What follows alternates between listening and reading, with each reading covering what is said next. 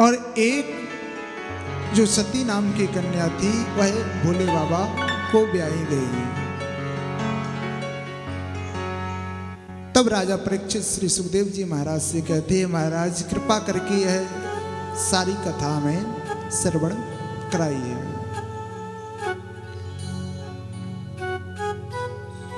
तब श्री सुखदेव जी राजा परीक्षित से कहते हैं, परीक्षित एक बार की बात, सारे ऋषिगण और सारे देवी देवता बैठे थे। दक्ष राजा था,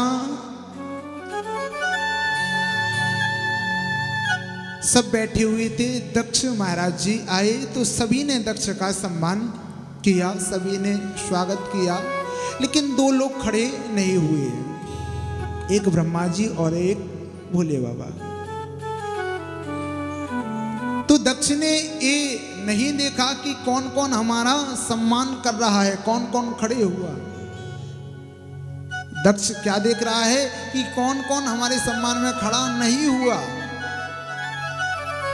तो उन्होंने देखा कि ब्रह्मा जी और शंकर जी।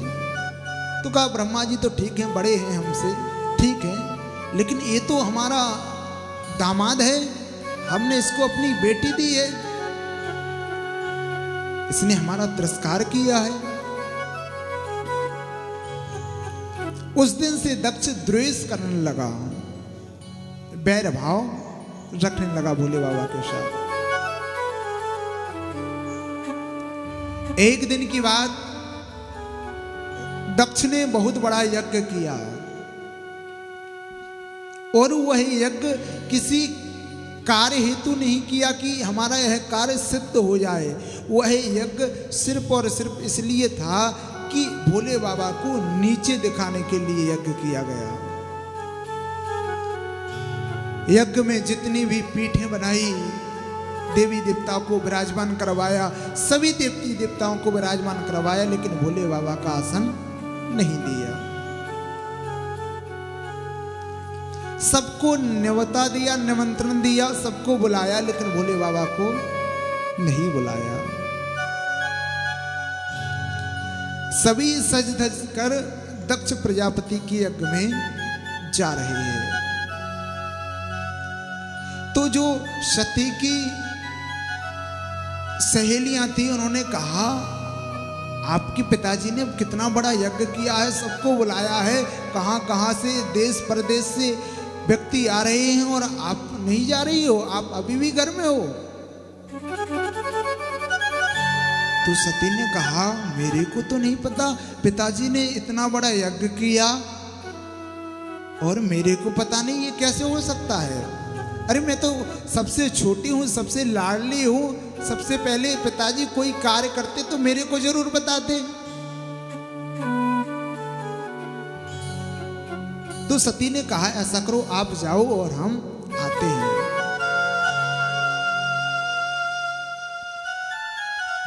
तो सती भगवान भोले बाबा के पास गई और बाबा से कहा स्वामी आप देख रहे हो यह विमान कहाँ जा रहे हैं। भोले बाबा ने कहा मेरे को पता है, सुबह से शाम तक, शाम हो गई, विमान थमने का नाम नहीं ले रहे हैं। इस सारे विमान तुम्हारे पिताजी के यहाँ जा रहे हैं, उन्होंने बहुत बड़ा यज्ञ किया। ओह आपको पता है? हाँ जी मेरे को पता है। तो क्या हमें नहीं चलना चाहिए? तब भोले बाबा ने उस बात को बताया कि देखो निमंत्रण नहीं दिया कोई बात नहीं, लेकिन जहां सम्मान ना हो वहां जाना नहीं चाहिए। कहा हमारी और दक्ष की एक बार हमने किसी प्रकार उसके सम्मान में खड़े नहीं हो पाए, तो उस दिन से वह भेदभाव करने लगा और उसी के स्वरूप इसने यज्ञ किया और हमें नहीं बुलाया। तब सती ने कहा तो ऐसा भी हो सकता है कि निमंत्रण दिया हो, किसी को दे दिया हो, वह हमारे तक पहुंचा ना हो। आप किसी को दो, डाकिया कहीं गड़बड़ हो गया हो, कहीं का कहीं पहुंच गया हो, ऐसा भी हो सकता है। भोले बाबा ने कहा नहीं, मेरे को सब पता है कि दिया ही नहीं है। और ये जितने सभी देवी देवता जा रहे हैं, ये कैलाश पर्वत पर ही क्यों जा रहे हैं? क्योंकि इन सभी देवी देवताओं को ही पता है कि हम सबको निमंत्रण मिला है, सिर्फ भोले बाबा को निमंत्रण नहीं मिला। अरे भैया, जाना ही है आपको तो विमान पर आरूढ़ होकर जा रहे हो तो कहीं से भी जा, विमान तो कहीं से भी उड़ सकता है ना। फिर भी सभी कैलाश पर्वत पर ही क्यों जा रहे हैं? ताकि दिखा सकें कि आपको नहीं बुलाया और हम जा रहे हैं। सड़क तो है नहीं कैलाश पर्वत के ऊपर से कि उसी पर जाना, विमान है, उड़ के जाना है, कहीं से भी जा सकता है। लेकिन फिर भी कैलाश के ऊपर से ही जा रहा है। आपका किसी पड़ोसी से अच्छा संबंध हो, घर परिवार जैसा, अचानक किसी कारण लड़ाई हो जाए, झगड़ा हो जाए, तो कोई ऐसा रिश्तेदार हो जो हमारा भी हो और उनका भी हो, तो निमंत्रण हमें आया हो और पड़ोसी को नहीं आया हो लड़ाई झगड़ा के कारण, तो हमें पता है कि उनका लड़ाई झगड़ा चल रहा है, फिर भी हम उससे बार बार पूछेंगे कि तू तो उनका सगा था, तेरे को निमंत्रण नहीं मिला, तेरे को, अरे बहुत बुरा किया, वो तो अब निमंत्रण आया है इसलिए जाना पड़ेगा, नहीं तो हम भी नहीं जाते।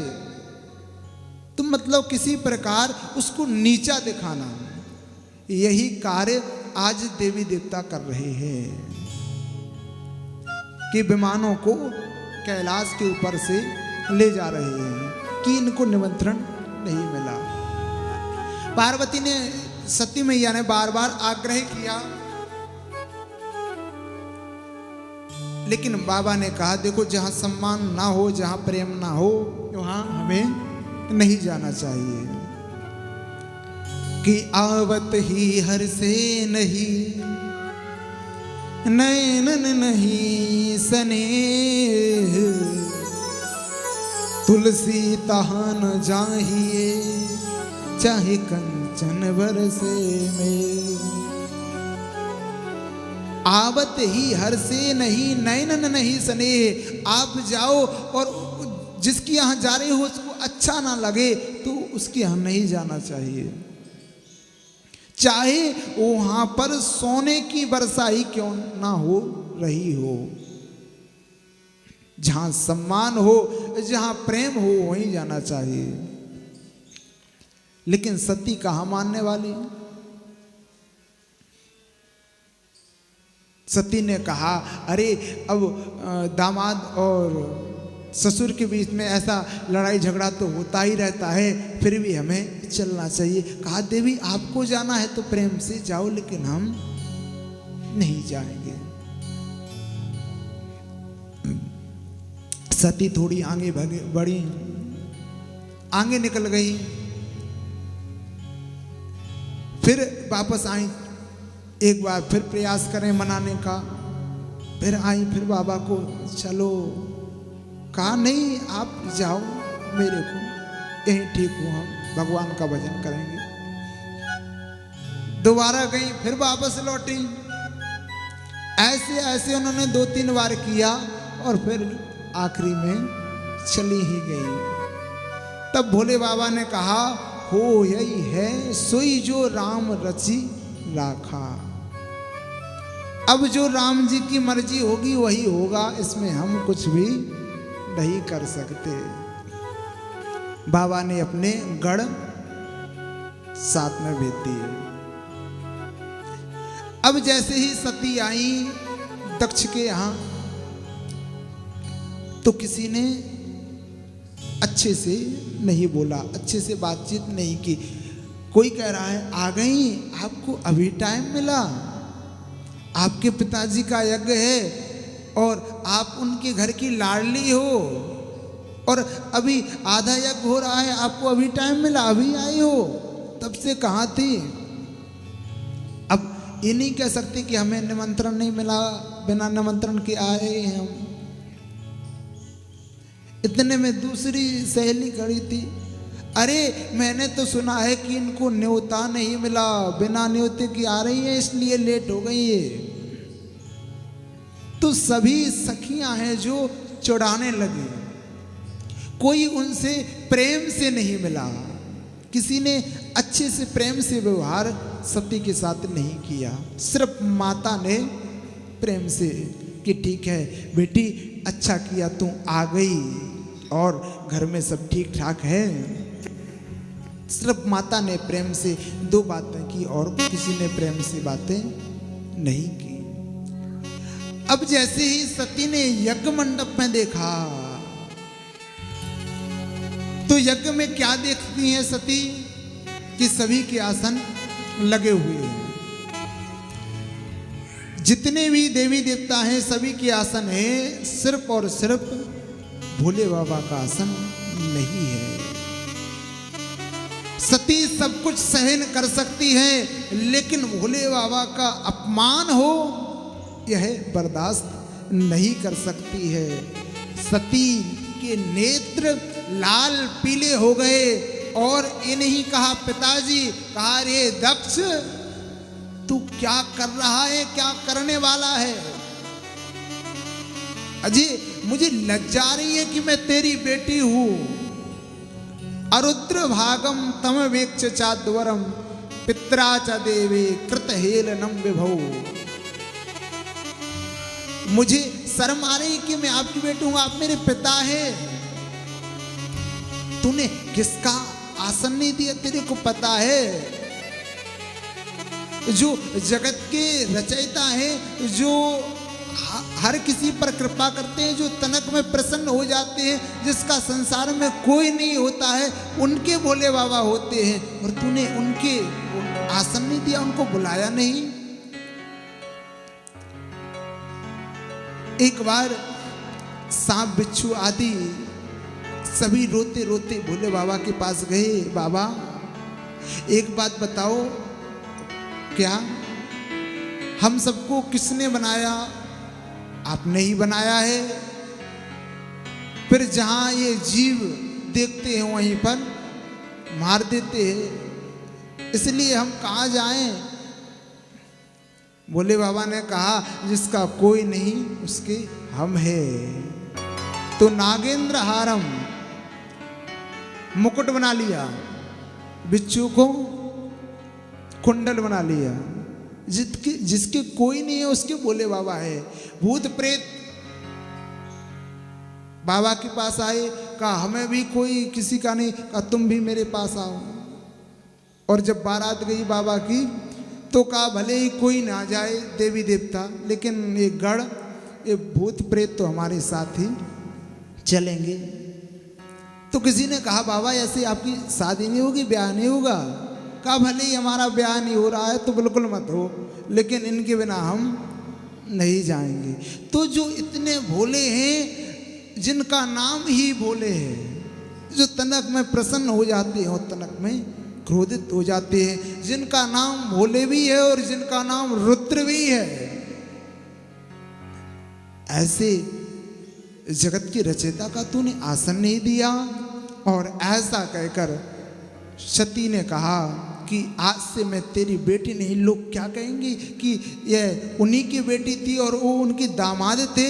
और सती ने अपने शरीर को उस यज्ञ में तहस नहस कर दिया, स्वाहा कर दिया।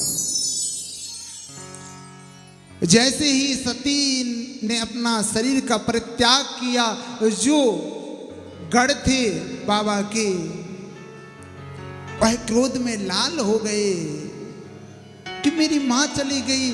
सबने यज्ञ में तहस नहस करने को कहा। भृगु जी थे, उन्होंने मंत्रों से उनका काम तमाम कर दिया।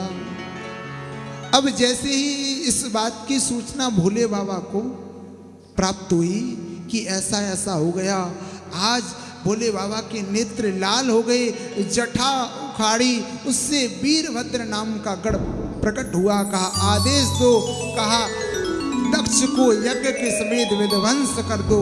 वीरभद्र आया और गण आए, जितने यज्ञ में आचार्य थे सबसे कहा तुम ही करवा रहे थे यज्ञ। पहले उनको किसी की दाढ़ी तो किसी की मूंछ, किसी के बाल, किसी के दांत, सबको उखाड़ के यज्ञ में तहस नहस कर दिया और कहा अब यजमान जी को बुलाओ। दक्ष को बुलाया और दक्ष को भी स्वाहा कर दिया। बाद में सभी ब्रह्मा जी विष्णु के पास गए, कहा तुम्हारी गलती है विप्रों की, जहाँ विष्णु भगवान को नहीं आए, ब्रह्मा जी नहीं आए, तुम क्यों चले आए? जहाँ तीनों देव नहीं आए तुम बिना फालतू में चले आए। इसलिए आए हो तो दक्षिणा तो मिलेगी ही। आखिर में सभी ने